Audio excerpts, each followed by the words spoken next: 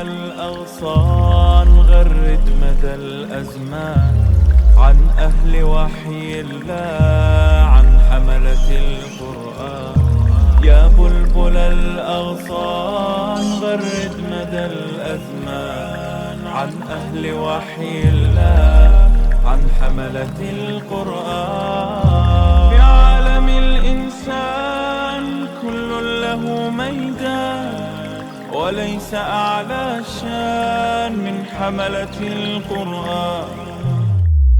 تین صورتیں آ رہی ہیں، ان کو اگر میں ایک عنوان دوں تو وہ ہے سنتھیسس آف ایمان یا گائیڈنس کا پروسیجر یا پروٹوکول آف گائیڈنس. اللہ تعالیٰ گائیڈنس کسے دیتا ہے؟ یعنی آپ ہر جمعے کے خطبے میں سنتے ہیں نا کہ من یہدہ اللہ فلا مضل لہ، جس سے اللہ تعالیٰ گائیڈ کرے اس کو کوئی گمراہ نہیں کر سکتا. ومن یضللہ، اور جس کو وہ گمراہ کر دے فلا ہادی لہ، اس کو کوئی راستہ دکھانے والا نہیں. لیکن اللہ تعالیٰ ظالم تو نہیں ہے کہ وہ جو ہدایت کی طرف جا رہا ہو اس کو گمراہی میں ڈال کے جہنم میں ڈال دے. نہیں، انسان خود اپنی آزاد مرضی سے اما شاکرا و اما کفورا وہ آپٹ کرتا ہے کہ مجھے ہدایت نہیں چاہیے، تو اللہ تعالیٰ بھی کہتا ہے جاؤ دفعہ ہو جاؤ.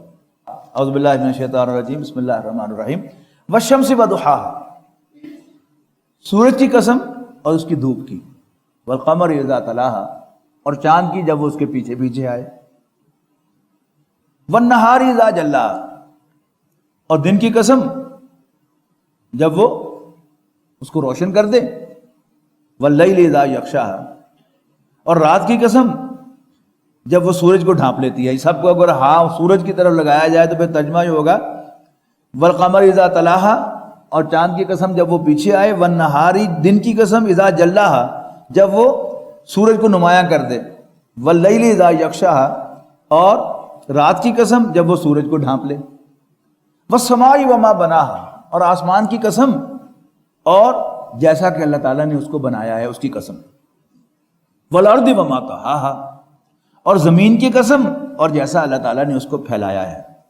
وَنَفْسٍ وَمَا سَوَّاهَا، اور نفس کی قسم جو سواہا، اللہ تعالیٰ نے اس کو تسویہ کیا، اس کو سدھا پدرا کیا.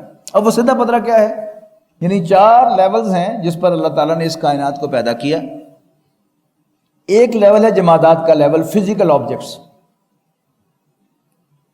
یہ دیکھیں، فزیکل آبجیکٹس کو بیسٹ اسٹڈی کیا ہے نیوٹن نے. اور نیوٹن نے ان کی موومنٹس کو کیسے اسٹڈی کیا ہے؟ فرسٹ لا آف موشن کیا ہے؟ an object at rest will remain at rest and an object in motion will remain in motion until and unless there is an external force acting on it. یہ کب یہاں پڑھا ہے؟ یہی پڑھا رہے گا. اس پر میں اس کو ٹلٹ کر دوں تو گریویٹیشنل فورس عمل کرے گی. میں اپنے ہاتھ سے کروں تو میری طاقت سے وہ یہاں سے یہاں آئے گا. یہ آپ سے آپ اپنی جگہ سے نہیں ہل سکتا. یہ کیا ہے؟ یہ فزیکل آبجیکٹس ہیں. پھر دوسری مخلوق جو اللہ تعالیٰ نے پیدا کی ہے وہ نباتات ہیں. نباتات میں اور فزیکل آبجیکٹس میں کیا فرق ہے؟ ایک بیج فزیکل آبجیکٹ ہے جب تک وہ بیج ہے، آپ اس کو پھینکیں گے تو اپنی جگہ سے ہلے گا، لیکن اسی کو آپ زمین میں بو دیتے ہیں تو وہ گرو کرتا ہے. اب گروتھ میں کیا ہوتا ہے؟ اس کے اندر ایک گروتھ کی طاقت پیدا ہوتی ہے جس طاقت کی بنیاد پر اس کا بیج پھٹتا ہے. موومنٹ ہے کہ نہیں ہے؟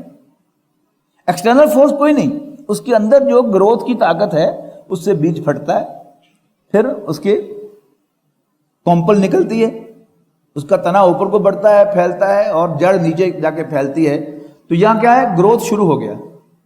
تیسری مخلوق جو ہمارے سامنے وہ کیا ہے؟ وہ حیوانات ہیں. یعنی یہ بھی لیونگ اور یہ بھی لیونگ، لیکن ان میں ایک پودا اپنی جگہ سے موو نہیں کرتا. نارملی ایک پودا اپنی جگہ سے موو نہیں کرتا سوائے واٹر پلانٹس کے، لیکن حیوانات جو ہیں وہ سب کے سب اپنی جگہ سے موو کرتے ہیں on their own. External force سے نہیں، اپنی قوت سے وہ موو کرتے ہیں. آگے بھی جاتے ہیں، پیچھے بھی جاتے ہیں، دائیں بھی جاتے ہیں، بائیں بھی جاتے ہیں، اوپر بھی اٹھتے ہیں اور نیچے بھی ڈائیو کرتے ہیں. مچھر جو ہے وہ بالکل سیدھا بھی اٹھ کے دکھا دیتا ہے آپ کو. تو یہ کیا ہے؟ یہ موومنٹس ہیں بائی دیئر انٹرنل فورس. لیکن یہاں ہم نے کیا دیکھا؟ یعنی حیوانات کو بیسٹ اسٹڈی کیا ہے ڈارون نے. وہ تو اس کی مت ماری گئی کہ اس نے روح کا انکار کیا ہے، انسان کو صرف حیوان بنا دیا. ورنہ اس کی اسٹڈی جو ہے وہ بہترین ہے کہ جانوروں کی موومنٹ کا اس نے جو خلاصہ نکالا وہ کیا تھا کہ اینیمل اسٹرگل فار ایگزسٹنس. سب کے سب جانور اپنی ایگزسٹنس کے لیے اسٹرگل کرتے ہیں، اور ان کی اسٹرگل کو اس نے دو حصوں میں تقسیم کیا. ایک to preserve themselves, preservation of the self, اور نمبر دو پریزرویشن آف دا اسپیشیز. اس میں وہ اسٹرگل کرتے ہیں. جو ان کی پریزرویشن آف سیلف ہے اس میں کیا ہے، وہ کھاتے ہیں، پیتے ہیں، ریٹیلیٹ کرتے ہیں، اور جو پریزرویشن آف اسپیشیز ہے اس کے لیے وہ سیکس کرتے ہیں، ریپروڈکشن کرتے ہیں. لیکن یہاں مشاہدہ کیا ہوا، یہ ڈارون نے نہیں فرق کیا، میں آپ کو نوٹ کروا رہا ہوں کہ جانور کو جب بھوک لگ جائے اور اس کی پسند کا کھانا اس کی دسترس میں ہو تو جانور کے پاس انٹرنلی کوئی طاقت نہیں ہے کہ اپنے آپ کو کھانے سے روک سکے. یہ کیا ہے، یہ اس کے اندر ایک سافٹ ویئر ہے جو اللہ تعالیٰ نے انسٹال کیا ہوا ہے کہ جس کی بنیاد پر اس کو بھوک لگتی ہے، پیاس لگتی ہے، اور پھر اس کو وہ روک نہیں سکتا اپنے آپ کو. ٹھیک ہے نا. جن لوگوں نے بھینس پالی ہے ان کا تجربہ ہے کہ جب کھرلی میں لا کر بھوسے کے اوپر، توڑی کے اوپر وہ گتابے کی بالٹی ڈیلی جاتی ہے تو وہ بڑا لذیذ کھانا ہے اس کے لیے. تو سال کا تجربہ بھی ایک بھینس کو یہ نہیں سکھا سکتا کہ اس نے یہ روکھا نہیں کھانا. لہذا اس کا مالک جو ہے وہ گتاوا کرتے ہوئے ساتھ ساتھ تھپڑ بھی مارتا رہتا ہے. جن لوگوں نے پالی ہے نوجوان بیچارے کیا سمجھیں کہ کیا ہو رہا ہے. یہ تو جس نے تجربہ کیا ہے وہی جانتا ہے. تو سال کا تجربہ بھی اس کو یہ نہیں سکھا سکتا. پیاس لگی ہے اس کو اور پانی اس کے منہ تک پہنچے تو یہی پیے. اس کے اندر سیکس جاگے اور اس کا میٹ بھی ود ان اٹس ریچ ہو، وہ سیکس کرے ہی کرے. ہاں آپ اس کو ایکسٹرنلی روک دیں، جیسے آپ بھینس کو روک رہے ہیں. اسی طرح گلی میں کتے جو ہیں وہ سیکس کرنے لگے تو بچے جو ہیں وہ پتھر مار کے اور سوٹیاں مار کے ان کو نہ ملنے دیں تو بات دوسری ہے. ایکسٹرنل فورس سے روکا جا سکتا ہے لیکن انٹرنلی ان کے پاس کوئی فورس نہیں ہے کہ اپنے آپ کو روک سکے. چوتھی مخلوق جو اللہ تعالیٰ نے پیدا کی ہے وہ حضرت انسان ہے. انسان پورا حیوان ہے. جیسے میں نے کہا نا کہ جانور پودوں کی طرح لیونگ ہیں لیکن مور ڈیولپڈ ہیں. اب جانوروں کے اوپر جو ہے اللہ تعالیٰ نے انسان پیدا کیا. یعنی اس بحث میں نہ جائیں آپ کہ اللہ تعالیٰ نے کیسے پیدا کیا، لیکن ہماری جو اس وقت آبزرویشن ہے وہ کیا ہے، ہم اس کو اسٹڈی کر رہے ہیں کہ یہ تار لیولز آف کریشن ہے. لیکن جو انسان کا لیول ہے وہ کیا ہے. انسان کے لیول پر اللہ تعالیٰ نے ایک تو وہ ساری چیزیں یہ جو حیوانی خواہشات تھی پوری رکھی ہیں لائک اینیملس، لیکن اللہ تعالیٰ نے انسان کو اپنے ان ایموشنز پر کنٹرول دیا ہے. رمضان میں یہ 27 دن ہم نے کیا تجربہ کیا ہے. کیا بھوک نہیں لگتی تھی؟ 16 گھنٹے کا روزہ تھا. کیا پیاس نہیں لگتی تھی؟ لگی. لیکن ہم میں سے کتنے بد نصیب ہیں جنہوں نے کھایا اور پیا. ہمارے پاس انٹرنلی وہ ایبلٹی، وہ کنٹرول سسٹم ہے نا، اسی کا نام عقل ہے. قرآن مجید میں جو عقل ہے وہ یہی ہے کہ عقل کہتے ہیں باندھنے کی چیز کو. عقال وہ رسی ہوتی تھی جس سے بدو اپنے اونٹ کا گھٹنا باندھتا تھا اور جب وہ سوار ہوتا تھا پگڑی کے اوپر اس کو لپیٹ لیتا تھا رسی کو. آج بدو جو ہے وہ لینڈ کروزر اور مرسیڈیز پر سوار ہوتا ہے لیکن آج بھی اپنے رومال کے اوپر وہ خوبصورت عقال رکھتا ہے، باندھنے کی چیز. تو عقل کیا ہے؟ یہ باندھنے کی چیز ہے. بے خطر کود پڑا آتش نمرود میں عشق، عقل ہے میں تماشا لب بامدی. تو عقل جو ہے وہ انسان کے جذبات کو باندھنے کی فیکلٹی ہے. اور اسی میں فرق ہے. یعنی عورتوں کو جو اللہ تعالیٰ نے ناقص العقل اللہ کے رسول نے کہا ہے یہی فرق ہے کہ ان کو، یعنی اللہ تعالیٰ نے یہ دونوں فیکلٹیز مردوں کو بھی دی ہیں عورتوں کو بھی دی، لیکن ان کی ریشو یہ بیلنس میں فرق ہے. عورتوں کا بیلنس جو ہے وہ جذبات کی طرف جھکا ہوا ہے اور مردوں کا بیلنس جو ہے وہ کنٹرول کی طرف جھکا ہوا ہے. مرد کو اپنے جذبات کے ایکسپریشن پر کنٹرول ہے. مرد کے جذبات میں سب سے پوٹنٹ جو جذبہ ہے وہ سیکس ہے. یاد رکھیے گا قرآن مجید کی اس پر نص ہے کہ سورہ آل عمران کی آیت نمبر 14 میں اللہ تعالیٰ نے کہا کہ مردوں کے لیے پرکشش بنائی گئی ان کی خواہشات کی محبتیں جو عورتوں، بیٹوں، مال و دولت کے ڈھیر اور عمدہ نسل کے گھوڑوں یعنی سواری اور کھیتی اور مویشیوں میں پائی. اللہ تعالیٰ نے رکھی ہے اس کی کشش. تو سب سے پہلے عورت کا ذکر کیا ہے، اور ہمارا تجربہ بھی یہی ہے. میں بھی آپ کو کہہ رہا تھا کہ جس کو شک ہو وہ ٹیسٹ کر لے اپنا. تو ہمارا سب سے بڑا مردوں کا ویک پوائنٹ جو ہے وہ ہے. لیکن عورت کے جذبات میں سب سے اونچا جو اس کا امپورٹنٹ جذبہ ہے وہ مامتا ہے، ماں کی. قیامت کے دن مرد عقل سے محروم ہوگا. وَتَرَى النَّاسَ سُكَارَىٰ، تم مردوں کو دیکھو گے نشے کی حالت میں. نشے کی حالت میں کیا ہوتا ہے کہ ہائر سینٹر سپریس ہو جاتے ہیں اور لوور سینٹرز ایکٹیو ہو جاتے ہیں، اور انسان کی جذباتی کیفیت ہوتی ہے. اور عورت اپنے بچے کو دودھ پلانا بھول جائے گی. یہ کیا ہے؟ یہ مامتا کے لیے استعارہ ہے قرآن مجید کا.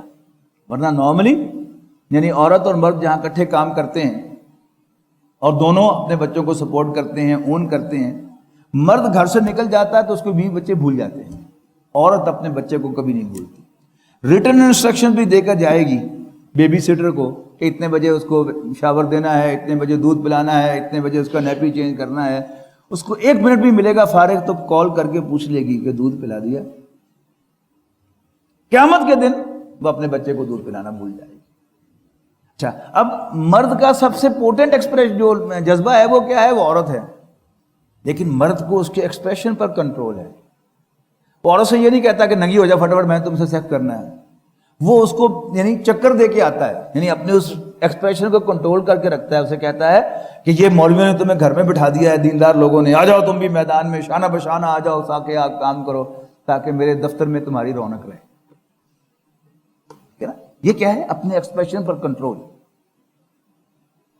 مرد جو ہے وہ کنٹرول رکھتا ہے.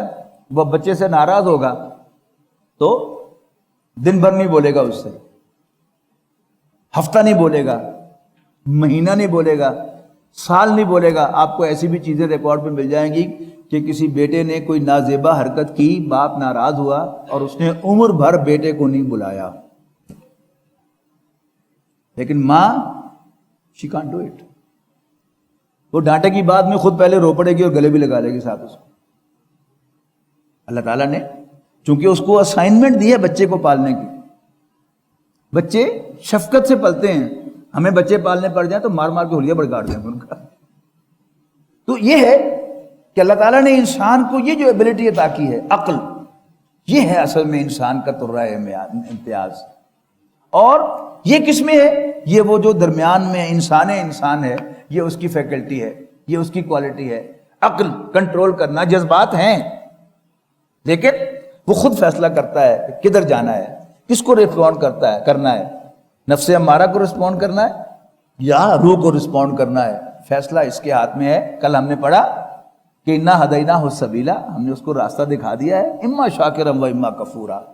وہ چاہے تو شکر گزار بن جائے، چاہے تو نہ شکرہ بن جائے. قرآن مجید میں کئی مقامات پر انسان کی تخلیق کو 3 سٹیپ میں نقل کیا گیا ہے.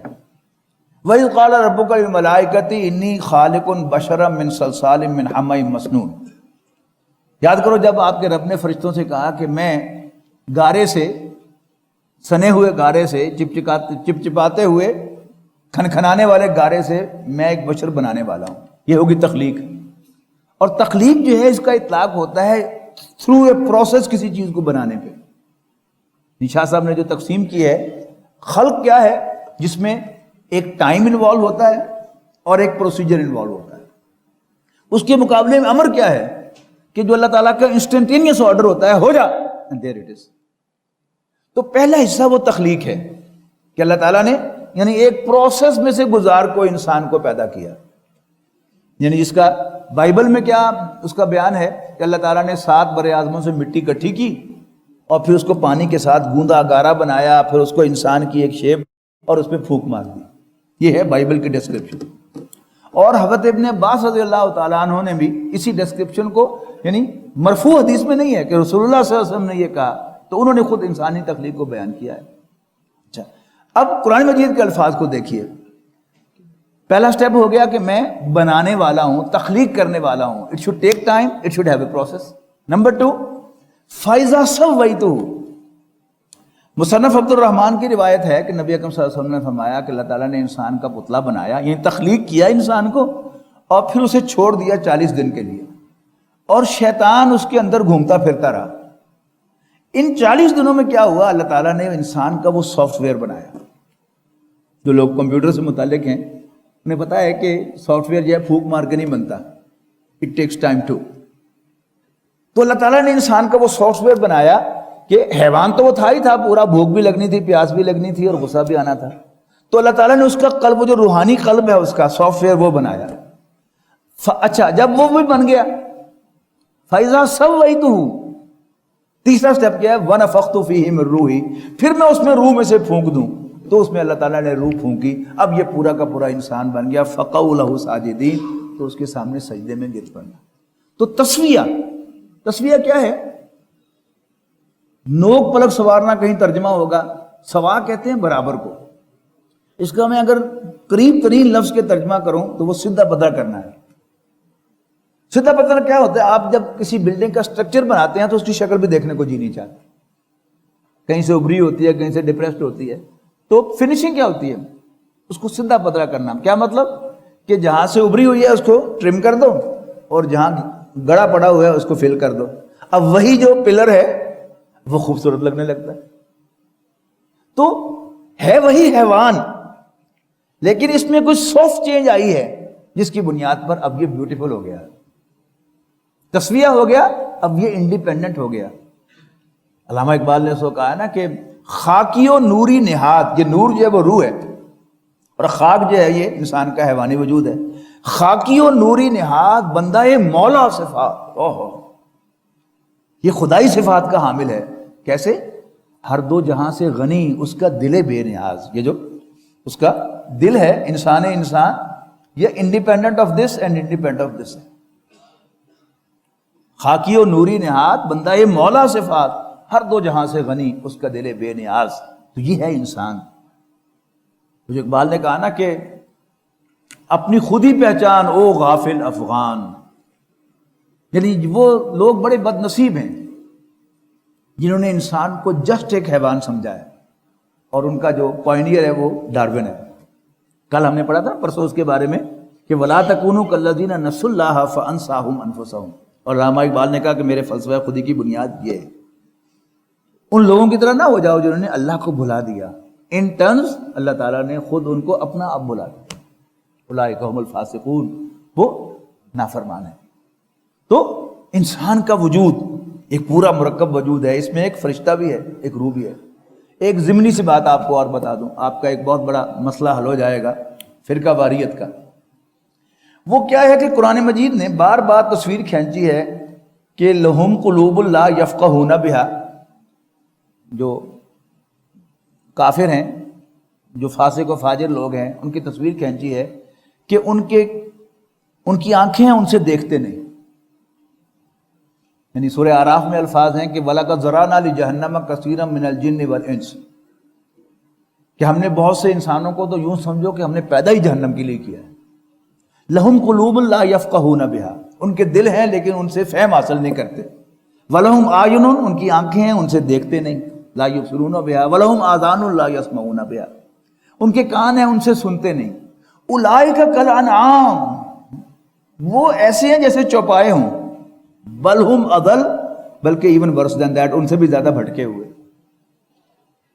اچھا اب اس کا کنورس دیکھیے، قرآن مجید نے ایک کو بیان کیا دوسرے کو بیان نہیں کیا. اس کا کنورس دیکھیے کہ اگر وہ شخص جو اپنے اوپر اپنی حیوانیت کو غالب کر لے، قرآن مجید اسے کہتا ہے کہ وہ نرا حیوان ہے، تو جو اپنی نورانیت کو اپنے اوپر غالب کرے پھر وہ کیا ہوا؟ وہ نور ہو گیا کہ نہیں؟ ایک فکرہ فریت ختم ہو گئی، نور بشر کا مسئلہ حل ہو گیا.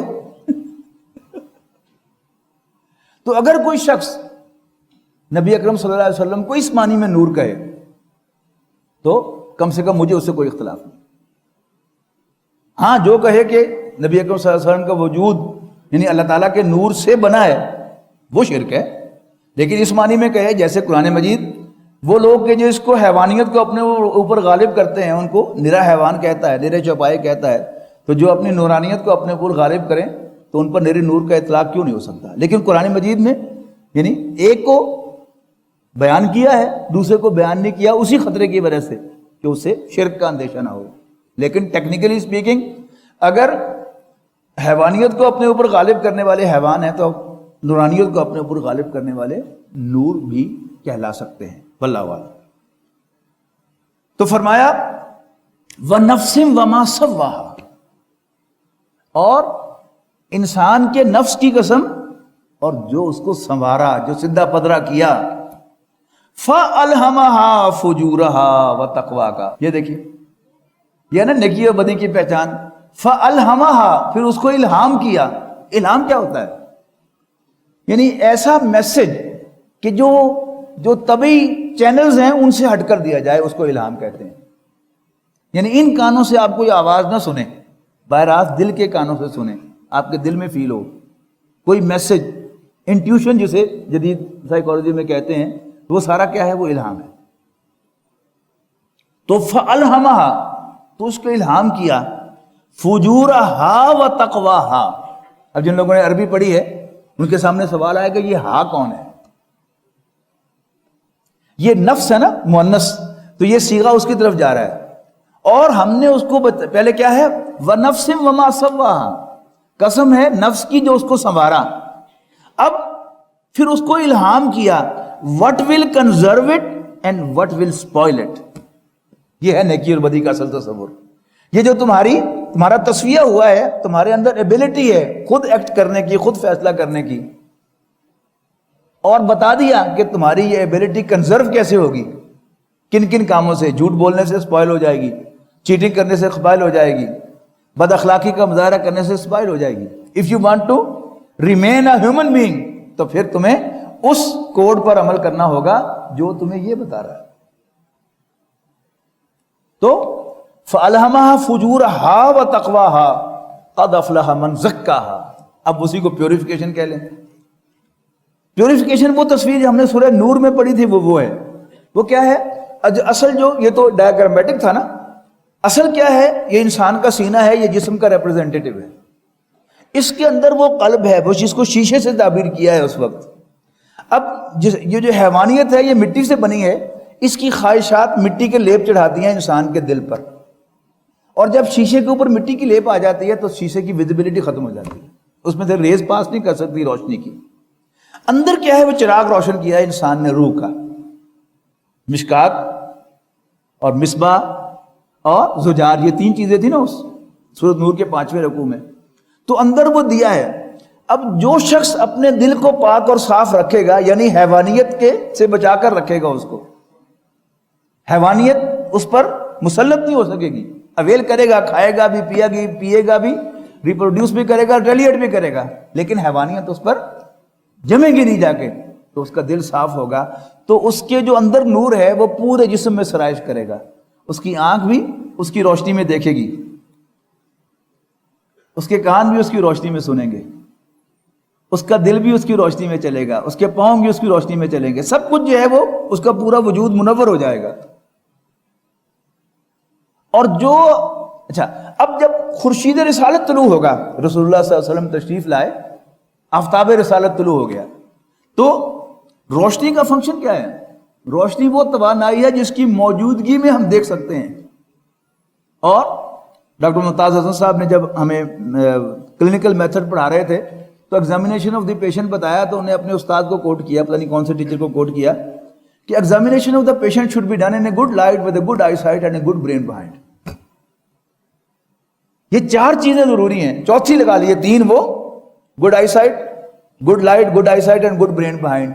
تو چوتھا لگا لیں اینڈ اے کلین ہارٹ. یہ ہوگا تو خورشید رسالت اس کی ڈیوائن روشنی ہے نا، اور روح کی بھی ڈیوائن روشنی ہے، ان کی فریکوینسی ایک ہے. تو یہ دونوں فریکوینسی میچ کریں گی تو ریزوننس پیدا ہوگا، تو وہ ہو جائے گا نور علی نور یہد اللہ نور من یشاء. تو یہ وہ پورا پروسیس ہے ہدایت کا. قد افلح من زکاہا، کامیاب تو وہ ہوا جس نے اپنے اس نفس کو پاک اور صاف رکھا. وقد خاب من دساہا، اور ناکام ہوا جس نے اس کو مٹی میں ملا دیا. وہ تھا نا نیچے مٹی کا وجود اور اس کے خواہشات، جو ان خواہشات کو ہی پورا کرتا رہا، گویا اس نے اپنے قلب پر مٹی کا لیپ چڑھا دیا. جیسے بلیک آؤٹ ہو جاتا ہے، اندر کی روشنی باہر نہیں اور باہر کی روشنی اندر نہیں جا سکتی. کذب ثمود بتغوا، قوم سمود نے اپنی سرکشی کی وجہ سے جھٹلایا.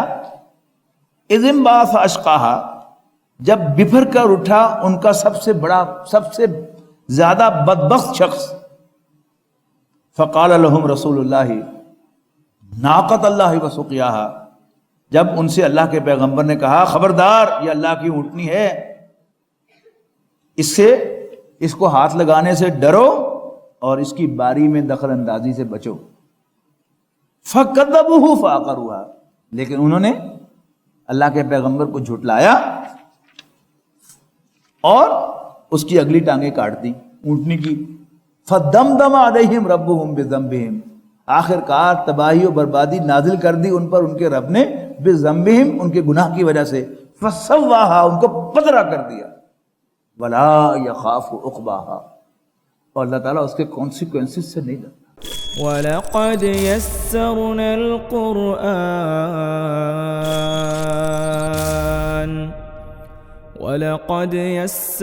الْقُرْآنَ لِلذِّكْرِ فَهَلْ مِن مُّدَّكِرٍ